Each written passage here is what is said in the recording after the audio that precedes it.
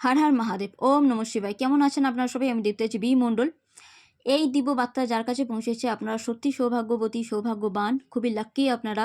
কারণ দেবী পরিবারের সব সদস্যদের একটা কথাই বলবো, আপনারা যারা মিথুন রাশি, আপনাদের সাথে তো খুবই বেশি করে মিলবে, বাট এটা সব রাশির জন্যই।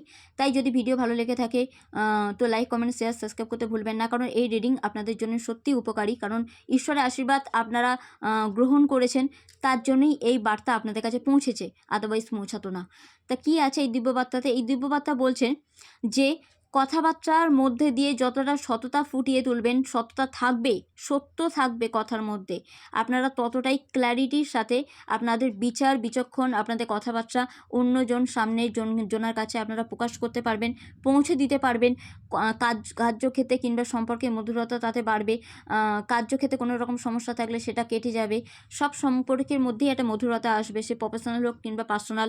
যে কোনো ক্ষেত্রে আপনারা ফ্লেক্সিবিলিটি দেখাতে পারবেন, মানে মানিয়ে নিয়ে চলতে পারবেন। আর এই মানিয়ে নিয়ে চলা, শুধু মানিয়ে নিয়ে চলা নয়, যে কোনো কনফিউশন কেটে গিয়ে আপনারা যে ক্ল্যারিটির সাথে পাটা ফেলছেন না, তাতে এই সত্যের জয় অবশ্যই হবে। কারণ ওটা সুনিশ্চিত আছেই আছে। আর এই সত্যের জয় যখন হবে তখন আপনারা চমকাবেন, মানে আপনাদের সাইন করার টাইম হবে। মানুষ অনেকে মানে আপনাদেরকে চিনবে, জানবে।